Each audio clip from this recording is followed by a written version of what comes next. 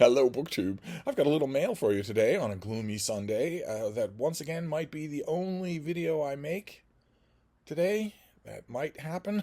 so we've got some mail. I thought that would be an all-purpose kind of video. I am once again failing uh, to do my part for Framed, BookTube event about art, for Shorty September, a BookTube event highlighting really short books, and for Sumerian September, all about Conan the Barbarian. I am once again letting the side down on all three of those events. Nothing against the events. I'm going to try to get back to them, but I thought at least we could do this. So we have one periodical and a bunch of packages, including a bunch of boxes. And the periodical is a little bit of a mystery. It's Esquire. I got a complimentary issue of Esquire. The little paper that came with it said it was sponsored by a local coffee shop. I don't drink coffee shop. I have never been in a coffee shop. I've never been in that coffee shop. And I let my subscription to Esquire lapse because it had less and less meat on the bone. It had, I mean, the joke would be that it never did have any meat, but that's not true. And even that's not true even in this issue. There's an article in this issue. Let me see if I can quickly find it. There are a couple of articles in this issue that were quite good, but one that really stood out by Ryan Nurai, The Bullet in My Mother's Head, an essay, a personal essay, that was really good. But most of this was high-profile advertising. And I've noticed that to my mind, that has been creeping into the content of Esquire for the last, since pretty much exactly 2016. This magazine has been a lot lighter, a lot more virtue signaling, a lot more advertisement for $10,000 chairs, for $170,000 wristwatches, things like that. It's always skewed a little towards overmoneyed men in the investment industry, but eventually it got to the point where I would get a new issue, I would flip through it in 6 minutes. I would zero in on, there's no bookish content, of course, at all, not even a list. But I would zero in on the meaty content immediately, read it in a few minutes, and that would be that. Now, Esquire is not an expensive subscription, but it reached a point where when I was doing that, I was thinking, all right, well, it's not an expensive subscription, but you still don't need this, so let it go. And here I got a free issue.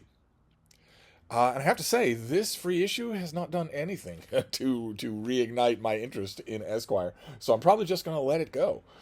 But then we have a bunch of packages, and we'll do these. I'll try to remember an aspect of opening the mail that a lot of you have said that you liked. I did a mail haul yesterday, and a lot of you reminded me in emails that one of the things you like is when I handicap these things. Not just react to them and talk about them, but handicap them as a reviewer and a book section editor, both of which I am.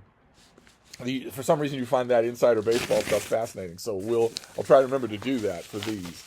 Let's see what we have here. So if we're doing that, the very first thing you notice about this book is that it's a finished copy. So if it's a finished copy for which you did not get an advance copy, then you're not going to assign it. Because if it's a finished copy now, that means it's new now. And if you're only for the first time seeing it now, well, if you're a normal book section editor, you have your next 2 months planned out already, and you're not going to want to review a book that's new now in 3 months, or realistically 4 months, because you would assign it and then someone would need time to turn it over. So let's see here. No, okay, this is just a finished copy. I got this before. I got this a while ago. This is by Paula Fredrickson, and it is Ancient Christianities, the First 500 Years.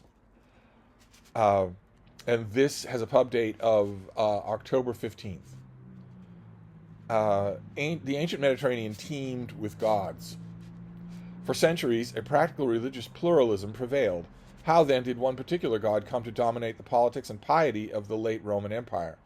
In this book, the author traces the evolution of early Christianity, or rather early Christianities. Very much the stress here should be on the plural. Through 5 centuries of empire, mapping its pathways from the hills of Judea to the halls of Rome and Constantinople.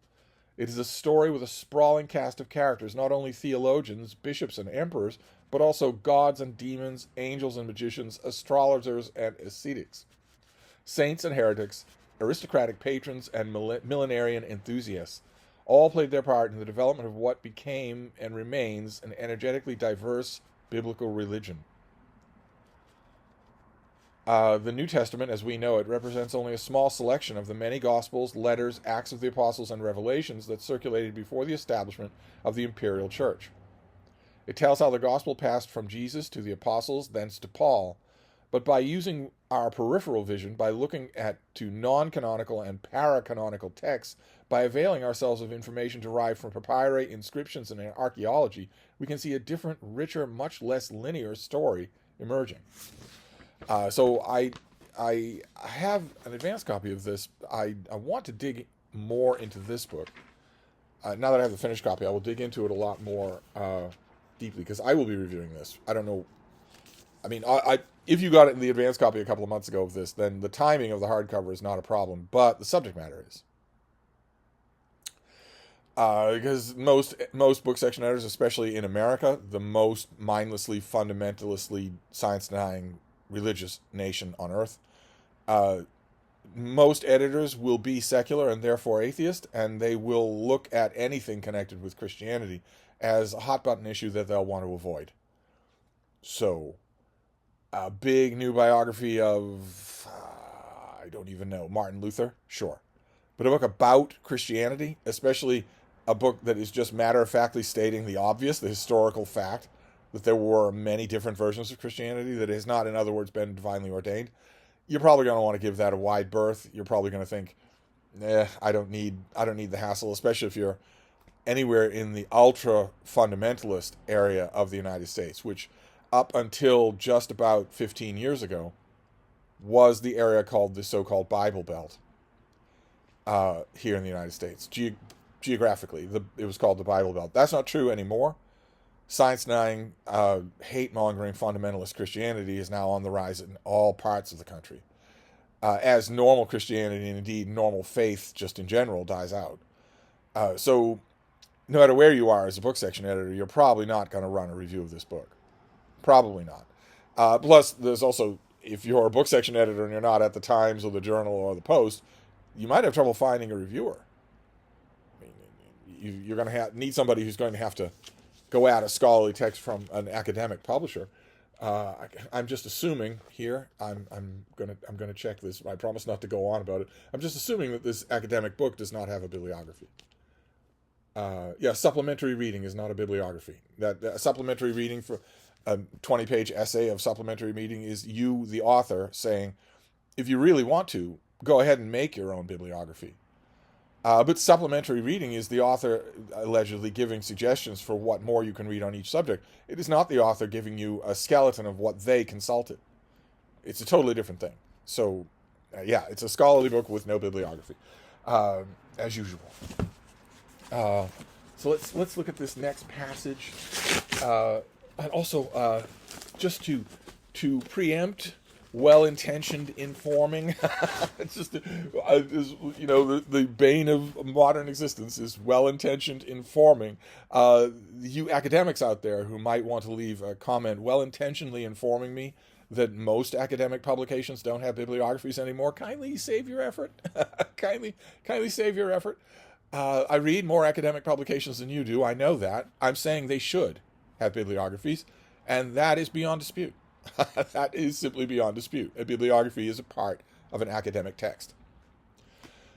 If you're going to tell me that most academic texts don't have that anymore, so you wouldn't want to seem old or out of touch, or if you're going to say most academic texts don't have bibliographies anymore, so you don't want to be called a racist on Twitter, or if you're going to say most academic texts don't have bibliographies anymore because they're, a little expensive, kindly don't.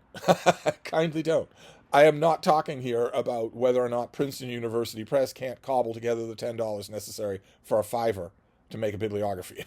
I'm saying they belong there. And if they're not there, it's inexcusable. I'm not talking about reasons. or fads or trends or anything like that. I'm saying they belong there, and if they're not there, it's inexcusable. So great. I'm glad that we circumvented that.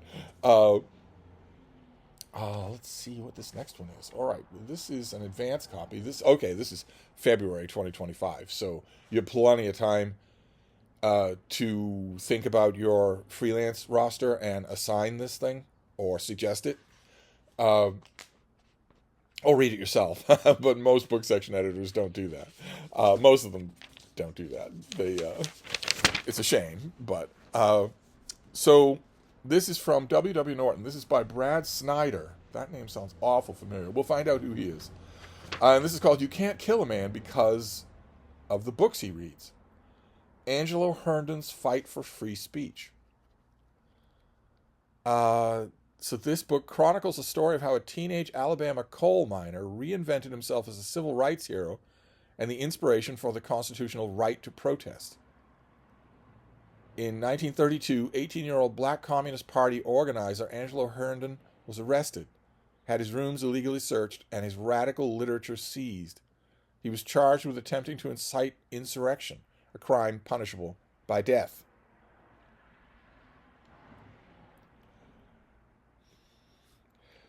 Because if you get in front of a large, volatile crowd and you know for a fact that crowd is armed and you tell them to march on the Capitol and fight like hell, you are guilty of inciting an insurrection, which is a crime punishable by death. And even if you say, well, we don't do that anymore, we don't believe in capital punishment, it is certainly punishable by barring you from ever holding or running for office again. That's right there in the Constitution. That if you are engaged in an insurrection or the support of an insurrection, you're not eligible to be president anymore or any other elected office. But let's see what Angelo did. Georgetown law professor Brad Snyder. Okay, he's a Georgetown law professor. I feel certain I've read a book by him. His book follows Herndon's 5-year quest for freedom during a time when blacks, white liberals, and radical left joined forces to define the nation's commitment to civil rights and civil liberties. Herndon's champions included the young black Harvard Law School educated attorney Benjamin Davis, the future historian C. Vann Woodward, who joined the Interracial Herndon Defense Committee, the white shoe New York lawyer Whitney North Seymour, who argued Herndon's appeals, and literary friends Ralph Ellison, Langston Hughes, and Richard Wright.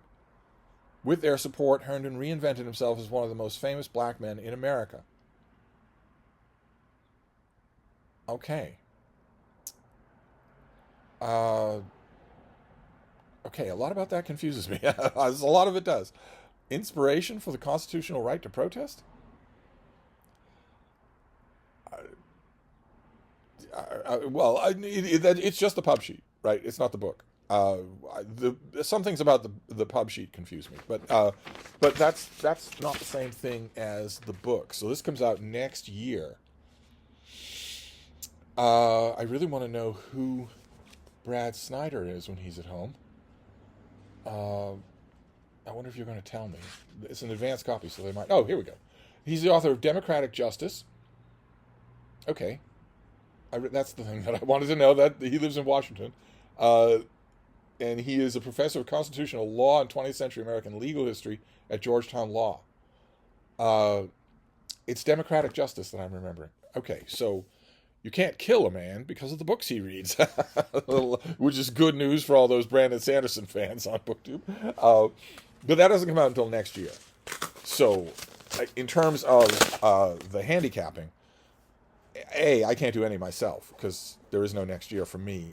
I'm not going to think about it at all. I'm going to put it on a pile and not think about it. But if you are another book section editor, it's not long. It's not a big thing. So do you have somebody on your roster who might be interested in this? Well, then you get it in the mail to them right away, and they've got plenty of time, right? So you tell them, Thanksgiving's coming up, Christmas is coming up, New Year's is coming up.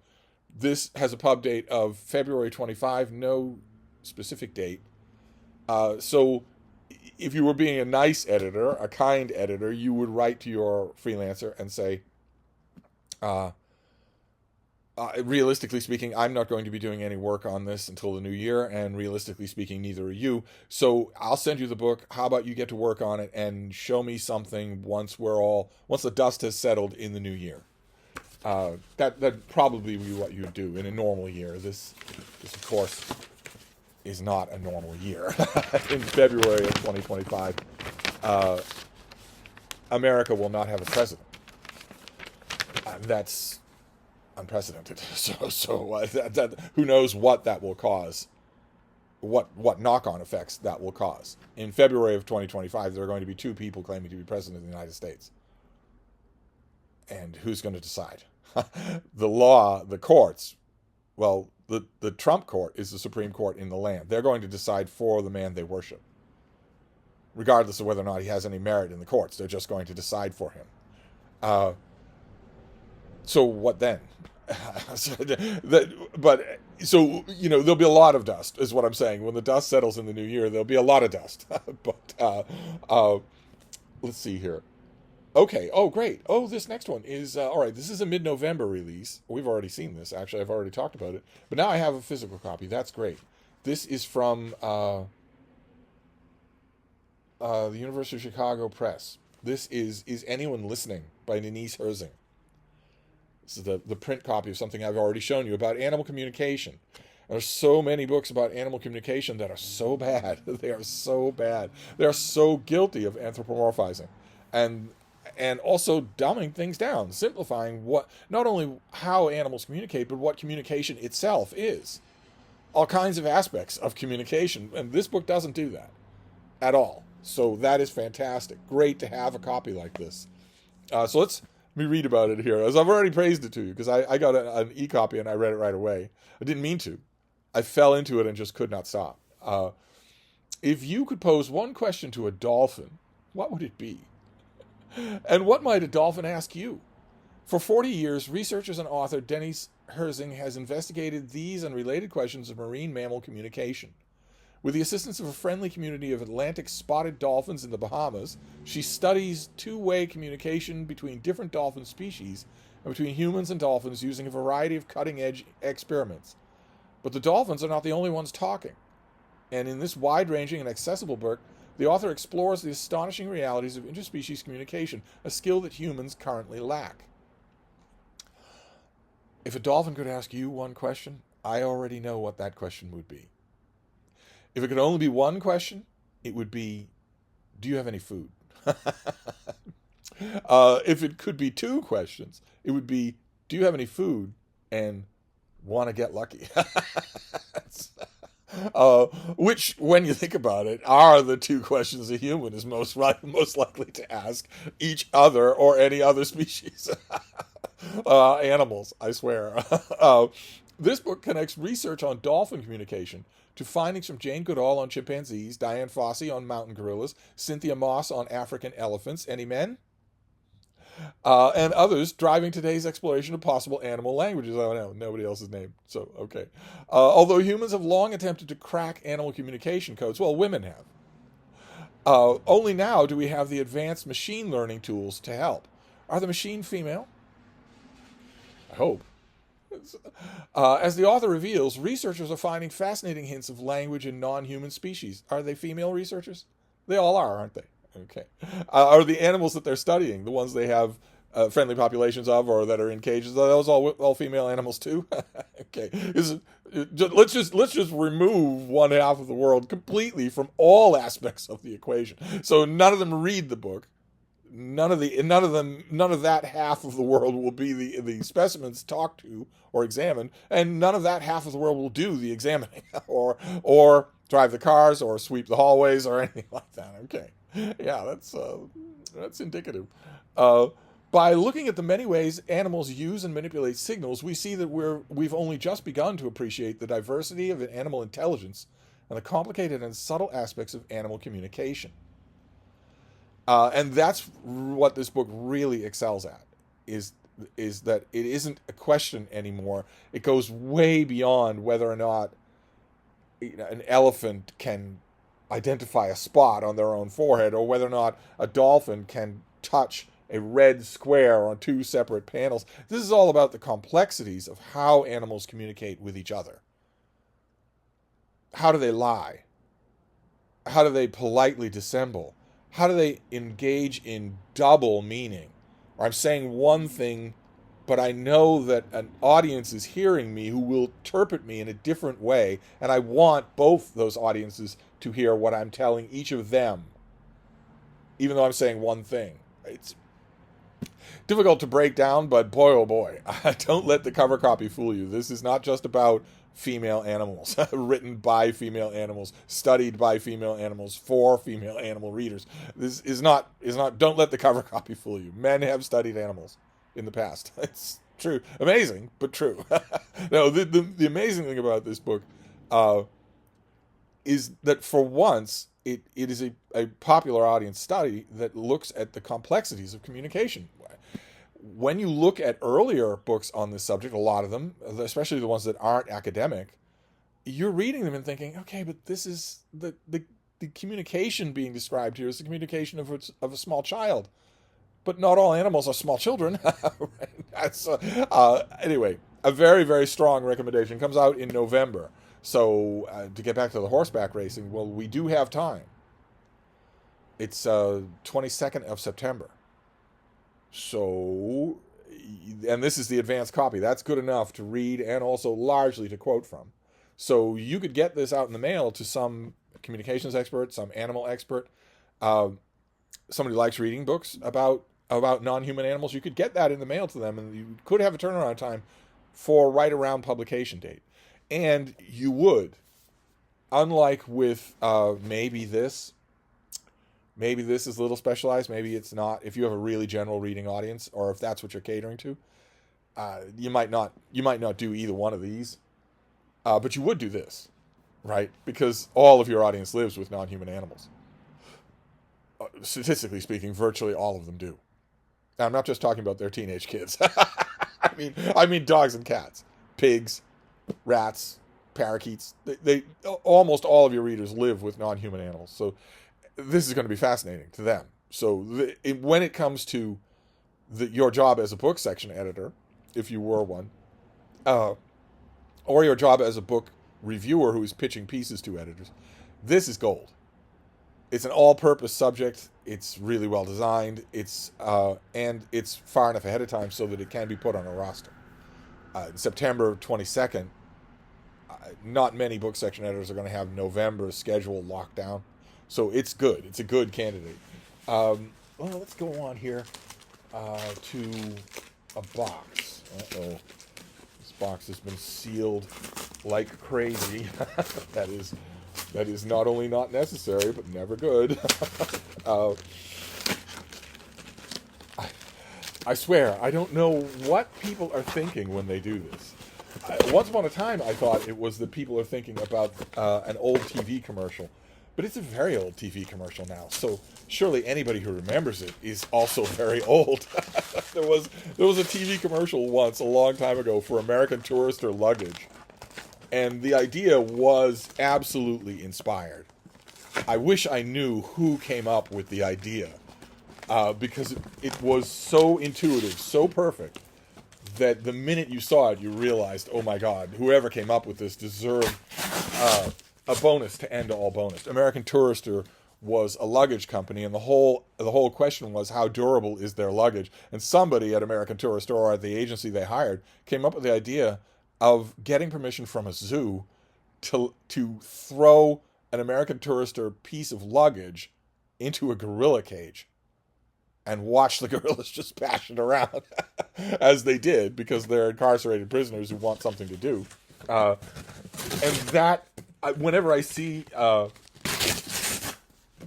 overpackaged, overprotected book like this, I always think that I just reflexively think that the person who did this is remembering that American Tourister commercial and just thinking, this has got to be able to take all kinds of punishment. But not only does it not have to take all kinds of punishment, I don't know if how familiar you are with mail deliverers when they're driving their trucks around, driving piles of packages around.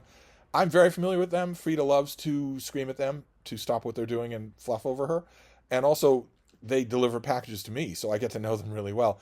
They're really professional and really gentle with what they do. So you do not need to pack your thing in a box sufficient to get it to Mars. But anyway, let's see what we have here. Okay, this is from the great folks at Melville House. Oh, oh my.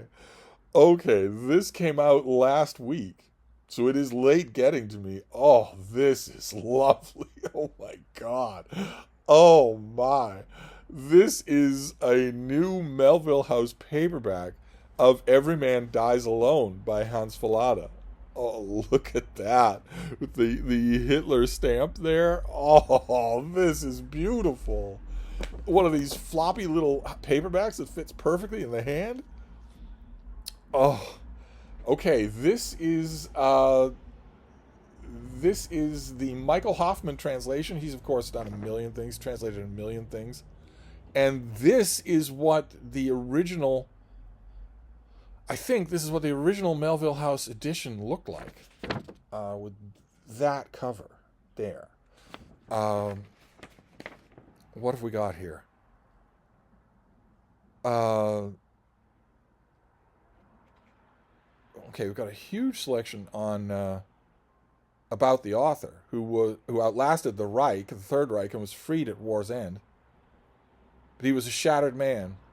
To help him recover by putting him to work, his publisher gave him the Gestapo file of a simple working-class couple who had resisted the Nazis.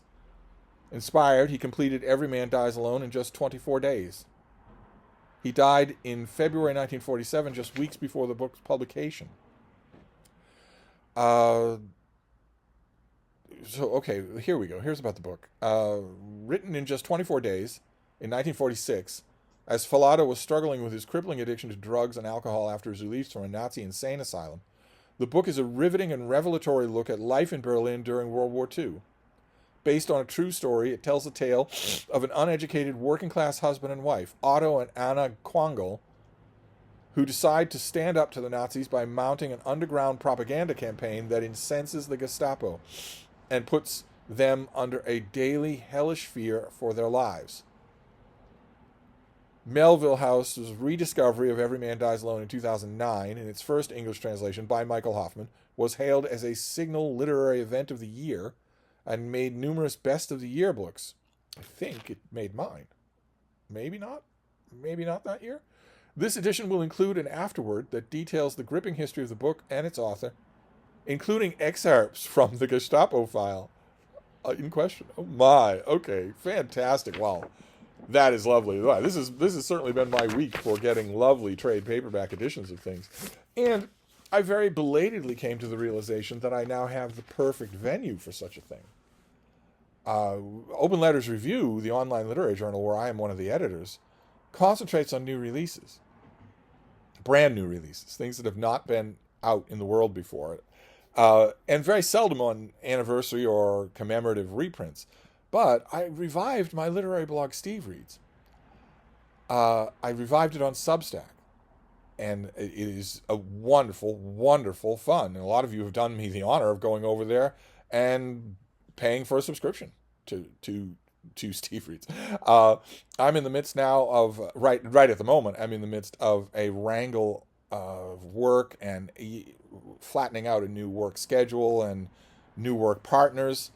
And that is temporarily putting a hold on almost everything else. I'm hoping that will not remain true today, on Sunday of all days. But it's decreasing the number of videos that I make. It's decreasing the amount of writing that I do, decreasing a lot. It's interfering with a lot. The only thing it doesn't interfere with is the little bean, because nothing interferes with that, except the rain. If it rains, then we're not going to go anywhere, we're not going to do anything, and somebody's going to mope all day. Look at how lovely this is. Oh my, that is just incredible. Here's to a well-designed paperback. And it occurred to me very belatedly that Steve Reads is the perfect place to write about paperback releases like this. They deserve attention, and Steve Reads is the perfect place to do it. I tried it out just a couple of days ago with the Schocken reprint of the Diaries of Franz Kafka, and it felt perfect, felt just perfect to do. So, and a number of you have liked that that entry. So I think it's totally valid. In a case like this, the book, the Melville House edition, came out 15 years ago. In a case of the Kafka, it's slightly different. A lot of people would have seen the hardcover Shotgun edition last year and maybe passed on it because of the price. So those people will want to know about the paperback. They'll want to know about the book when it comes out in paperback and is a little bit more in their comfortable price range. So paperback reviews do make sense. Now, a long way of saying I now have a venue for them. And then we'll deal with the second box, which is much bigger than the first box, but light as a feather. So it's not going to be something huge that's in here. Whatever it is, it's not going to be something huge. Let's see here. Okay, the paper involved is an invoice. We don't want that, do we? Let's see here. Yeah, this is just a normal size book. This could easily have gone in a manila envelope. Okay. Do we have a pub sheet for this? No, we do not. All right. Interesting. This is by Paul Kosman, and it is The Ancient Shore. Oh, did I interrupt the baby yawning? I shouldn't have done that. Let's see here. We'll just look at the dust jacket. As we learn from the Odyssey and the Argonauts, Greek dramas frequently played out on a watery stage. In particular, antiquity's key events and exchanges often occurred on coastlines.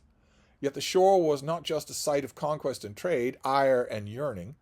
The seacoast was a singular kind of space and was integral to the cosmology of the Greeks and their neighbors.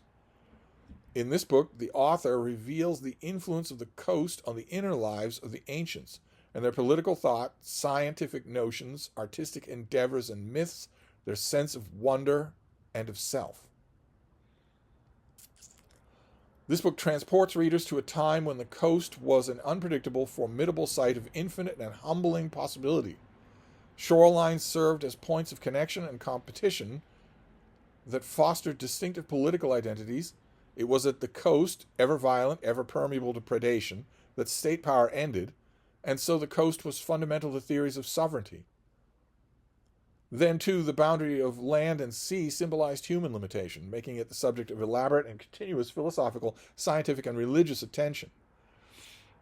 That sounds pretty interesting. I'm dragging my one foot in this reading because the coastlines are all still these things, but that last part is good. Kosman's ancient world is expansive, connecting the Atlantic to the Straits of Malacca, the Black Sea to the Indian Ocean, and his methods are similarly far-ranging, integrating accounts of statecraft and commerce with intellectual, literary, religious, and environmental history. Okay, so who is Kosman when he's at home? Philip J. King, professor of ancient history at Harvard University, and the award-winning author of The Land of the Elephant Kings, which is about the Seleucid Empire. I really enjoyed that book. And he also wrote Time and Its Adversaries in the Seleucid Empire. That was a weird book. Time and Its Adversaries in the Seleucid Empire was weird in all the best ways. Oh, man, I wish I still had a copy of that book. I hauled it on this channel. I wish I still had a copy of that. And this is that author. Oh, wow. Okay. So this will probably be quite good. It's interestingly illustrated all throughout. There's not just an inset in the middle. There are illustrations all throughout, including maps. And because I'm smiling upon the author at the moment, I will not even look to see if his book includes bibliography. Oh, most of them don't anymore. They're awful expensive. You wouldn't want to be racist. I won't even look to see if it has a bibliography. Now, if you were a book section editor and you had a reach of any kind, which I do not, thankfully, I am not tempted by having a reach, you might want somebody who's well known to do this. You might want a get, in other words, what the New York Times refers to as a get. A reviewer whose profile is high enough so that maybe readers will know about them ahead of time. And it'll be the bookish equivalent of some sort of celebrity reviewing this book. I guarantee you that if this does get reviewed by a major journal, like the London Review of Books or the TLS or whatnot, it will be somebody like Mary Beard who does it. The closest that the classic world gets to a celebrity. For myself, I might pick Uh, well, there are a couple. For instance, there are a couple of YouTubers who talk about the classical world. They are mostly Trump cult fanatics who talk about the classical world as a place they would like to return to, not because of Plato and Socrates, but because of slaves and enslaved women. That's the main reason they want to go back, is because they will be on the top of the pile, and they like that idea, as who wouldn't. But a couple of them are classically inclined. A couple of the fake Stoics that dominate the TED Talk world and claim to like the literature of the ancient world. I mean, your mind would automatically go to a Ryan Holiday figure. The only problem is, if you want a serious review, they'll almost certainly embarrass both themselves and your journal. So you probably don't want them, even though that would be a get. The New York Times would probably have Ryan Holiday review this, or ask him to, when he knows as little about this subject as a sparrow in his yard. So I'll probably end up doing it myself. I'm a fair shake with the classical world. The only thing I don't have here is a date. I don't have a date of when this comes out. It's an academic press. It's the I think this is the Belknap Press. Yeah, this is the Belknap Press of the Harvard University Press. So this might be out already, but it intrigues me. So the only reason that I really need to know the pub date is because it'll help me during the course of my day to shape my night's reading. My night's reading is now the only real, that and Frida are my only real respites from this chaos of my working world. Why do I do this? Why, I ask you. I ask myself, why would I submit to this chaos when I did not need the job? Ordinarily, the chaos that workplaces introduce into people's lives is there because the people need the job. They have no choice but to invite in the chaos. I did have a choice. Anyway, maybe because it's fun. In a way, it's fun. We're all here to have fun. But anyway, that is the mail for today. Another long video because I think it's going to be the only one. Sorry about that. If true, I think it's going to be the only one. So we have The Ancient Shore by the guy who did Time and Its Enemies in the Seleucid Empire. A classic. An odd, idiosyncratic classic. Then we have Every Man Dies Alone by Hans Fallada in a lovely Melville House paperback. Just lovely. We have Is Anyone Listening by Denise Herzing, about communication in the animal world and what are the best good ways to study it, smart ways to study it.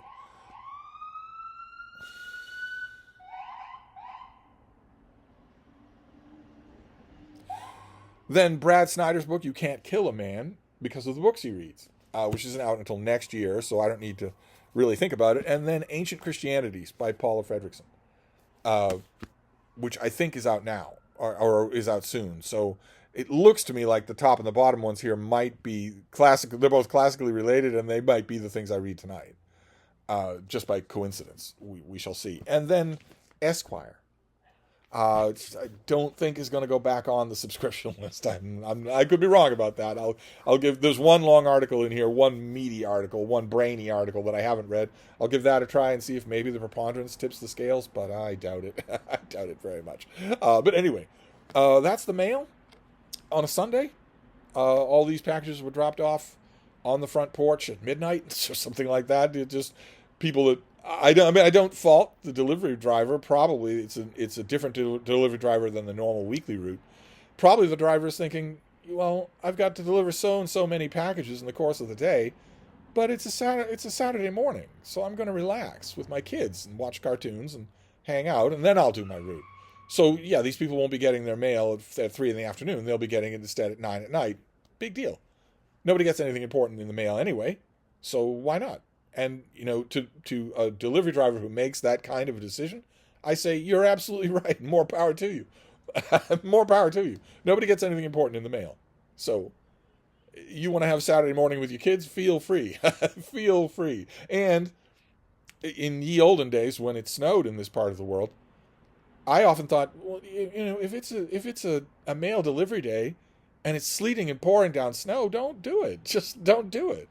Just wait until the weather's clear. It's not worth risking your life or your health or a car crash or anything. It's not even worth sacrificing a cozy morning in bed with your loved one. Just blow it off. It's not that important. I should say nothing important is ever delivered in the mail except mail-in ballots. But that shunts us onto an entirely different video, and we don't have time for that because this has gone on long enough as it is. So that's the mail for a Sunday. We'll be back to normal mail delivery tomorrow. I'm hoping that tomorrow will feature more than just a mail video. I don't know. I don't know. I don't know one way or another. I am at any moment during these ups and downs, these back and forths, the dreaded, threatened video conference. At any moment during any of these, this is the time when one of the operative parties involved, in other words, this has three parties that can either make or break this thing. This is the time when one of those parties, or more than one, might say or do something that reveals that this is a non-starter, that this is not going to work. And it's important to give it time to allow those things to bubble to the surface, because you don't want them to bubble to the surface once contracts have been signed. So now I'm not begrudging this process. It's just really annoying to a daily routine. Now is when you want to hammer those things out. Now is when I, particularly as a content provider, want to know whether or not I can actually work with you. Because if I can't work with you, then I'm not going to want the job. And I don't want to find out that I can't work with you after I'm legally obliged to work with you. But it's annoying because it means I'm talking less and less to my imaginary booktube friends, which is not good for my mental health. It's not good for my mental health. I really need to take a mental health day, or maybe even a mental health week from the couch.